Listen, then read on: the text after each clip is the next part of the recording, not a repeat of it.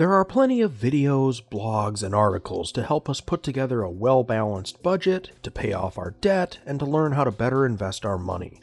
I've done quite a few videos on those topics myself and will continue to do so, but oftentimes, especially when it comes to relationships, there's more to what's going on than just what's happening with the money. And that's what today's book is all about.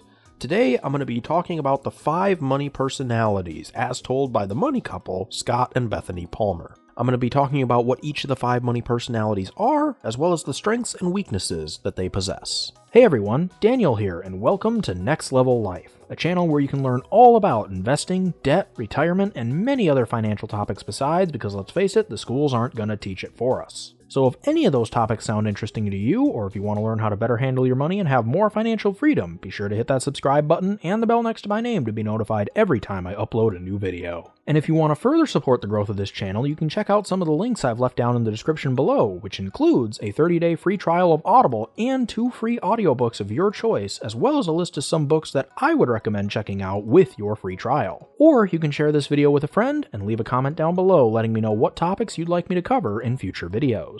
So sometimes we do have legitimate money troubles, either because we're not bringing enough in or because too much is going out. But other times, our money situation may be okay, or at least on the right track. But we still have those money fights, sometimes lots of them, and they can get pretty heated. And with Valentine's Day on the horizon, I wanted to take a look at a book that tries to address that situation. One where the money may be doing all right, but the arguments still seem to be ever present. Let's get started. The 5 money personalities are saver, spender, security seeker, risk taker, and flyer. I'll start with the saver. A saver, as the name implies, is very good at coming up with different ways to save money and keep on budget. But I would argue that the defining characteristic of someone whose primary money personality is that of a saver is that they get a genuine rush from saving money that cannot be equaled by any other financial activity. To a saver, and everyone else to a certain degree, but even more so to a saver, it's a source of pride to get something they wanted for less. But I'll come back to that in a minute. What are the saver's strengths?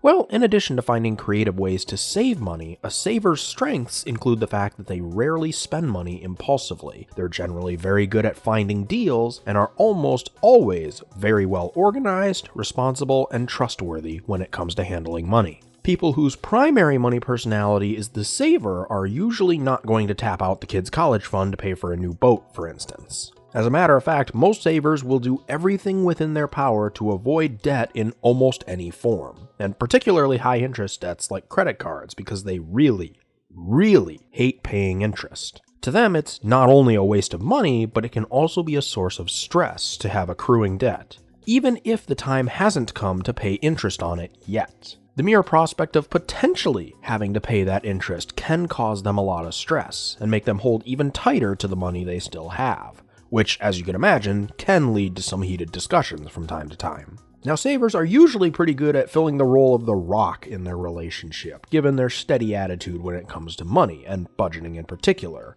But that isn't to say that savers are without flaws. While they are very creative in finding ways to save money and very steady when it comes to sticking to their budgets and helping their partners and or friends to do the same, they do tend to lack a certain spontaneity, and their resistance to spending money that they don't feel needs to be spent, or that they just weren't ready to spend as the case may be, can be a bit of a joy stealer to those who aren't primarily savers themselves. And this general resistance to spending money is why the cheap and selfish labels get thrown in the saver's direction from time to time. So while savers can be great partners when it comes to money, and they usually handle it very wisely, the challenge for them is to see money as a means to an end, and not just as the end itself. Now, the opposite side of the coin to the saver is the spender. Spenders get a rush from purchasing things.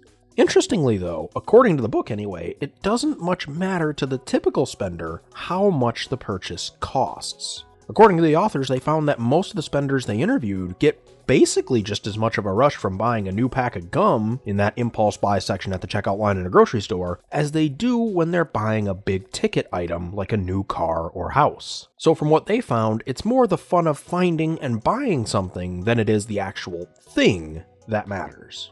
They're also just as likely to buy something for someone else as they are to buy for themselves. This means that spenders can be great gift givers, as well as be very generous when it comes to giving to their local charity or church or helping out a cause that they support. They're very good at living in the moment and figuring out ways to create great memories today for themselves and others. However, the potential drawbacks of this way of living, if the spender doesn't have a secondary money personality that kind of balances these tendencies out, or a partner that helps to balance these tendencies out, is that they can become somewhat impractical, non-communicative, filled with regrets, and budget-breaking at times. I say impractical because spenders are often impulse buyers and generally don't walk into stores with detailed lists of what they're going to spend money on. Unlike savers, they don't usually do a ton of research to find a good deal, or even wait for a sale, and sometimes they have a hard time differentiating between needs and wants. I say non-communicative because impulsivity is, by its very nature, quick.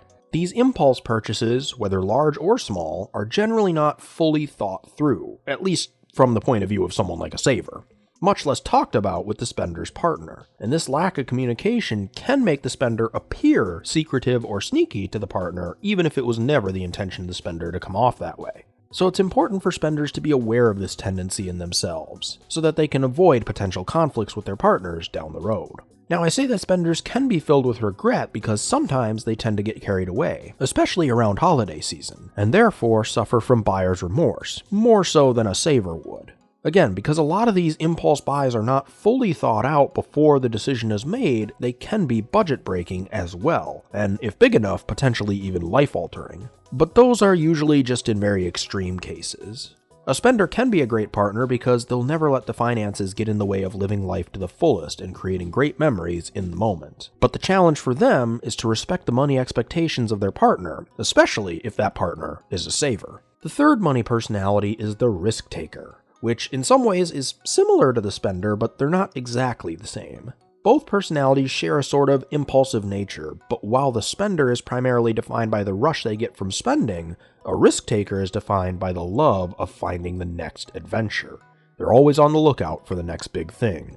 For the risk taker, no idea is too out there and no risk is too big to jump into. And they get a thrill out of jumping into financial challenges, not just because the challenge has a potential huge payout, which oftentimes it does, say if you're investing in a startup company, but just from taking the risk in the first place. They tend to be more excited by the possibilities presented by an idea than just by the idea in and of itself. So the strengths of the risk taker are pretty obvious. Risk takers are very good at listening to their gut, even more so than conventional wisdom or financial experts. And that can lead them to finding some opportunities for very high returns that most people would not even be willing to touch.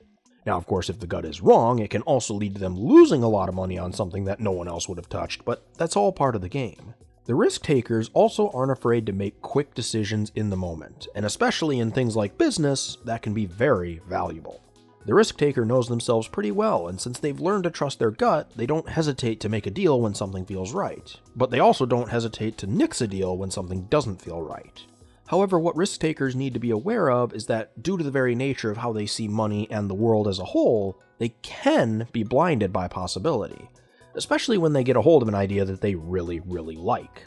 Since they're pretty big picture, they don't always think about all the nitty-gritty details of how an idea will or won't work. And in their relationships, risk takers can also come off as impatient and insensitive at times. Risk takers hate the feeling of being hemmed in by other people, so rather than work for a compromise, they sometimes tend to charge ahead and deal with the relational fallout later. And especially in a marriage, if the risk taker's spouse isn't on board with the decision, and the risk taker goes ahead and makes the decision anyway, there is always some sort of relational fallout. The risk taker can come off as impatient because they move really fast compared to most people. Again, since they trust their gut and they know what they want and what they don't want, decisions are made like that. And when their partners aren't on board as quickly as the risk taker would like, they can become a little aggravated at times. So risk takers can be great partners because they're always thinking about the future, and they're always looking at all of the possibilities out there, but the challenge for them is to make sure that they take the time to keep their partners involved in the decisions,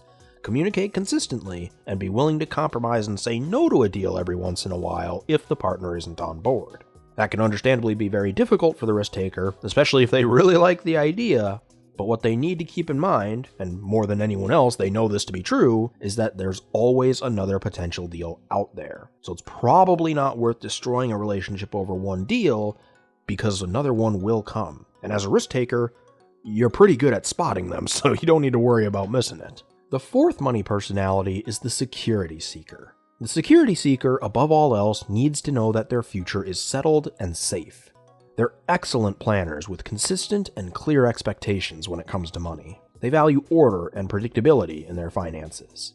And their strengths include their ability to investigate any financial decision very thoroughly, their trustworthiness when it comes to financial security, their willingness to sacrifice today so that they can have a more secure tomorrow, and their knack to be prepared for just about anything. Because again, they're excellent planners. However, the security seeker does not do well with risk. In fact, they often seem to others to say no to every idea that comes along and can be somewhat controlling, using any power they possess to veto any deal that they deem to be too risky. As a result, sometimes security seekers can come off as overly negative and stifle the creativity of their partners and of themselves. Unlike the risk taker, who's always looking at all possibilities out there, the security seeker can sometimes, due to their need for security, stop looking at many of the possibilities that are out there and stick with the ones that, to them, are more certain. And that can be very limiting. Again, not just to their partners, but to themselves as well. Security seekers also sometimes have a tendency to get stuck in a sort of research rut. They can get so bogged down in the details of an idea that they will suffer some sort of paralysis by analysis.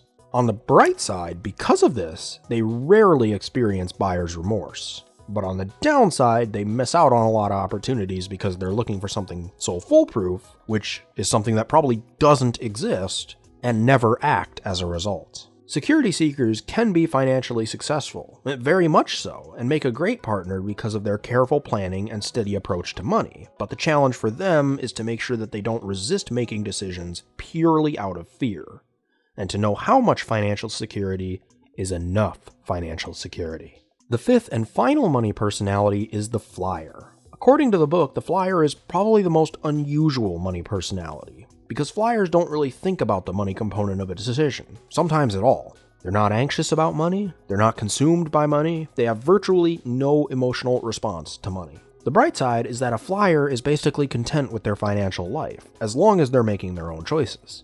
Flyers are usually big on relationships, valuing those relationships and connections with other people over money.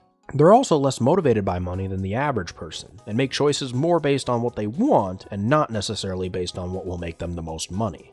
However, flyers need to be aware that because of their lack of concern about money, they tend to be more reactionary when it comes to money. Also, as a result of this lack of concern, they usually haven't taken much or sometimes even any time to develop the skills necessary to solve any of their money problems that come up. Which they often do tend to, because since they don't really think about it much, if at all, flyers tend to be a little bit more disorganized and not irresponsible, but unresponsible when it comes to money. I should probably clarify that, because anyone who isn't a flyer might think that the flyer is being irresponsible with money, but really they're not. Because irresponsibility suggests a deliberate lack of maturity. But flyers aren't trying to be lazy or inattentive when it comes to money, they just genuinely don't think about it much.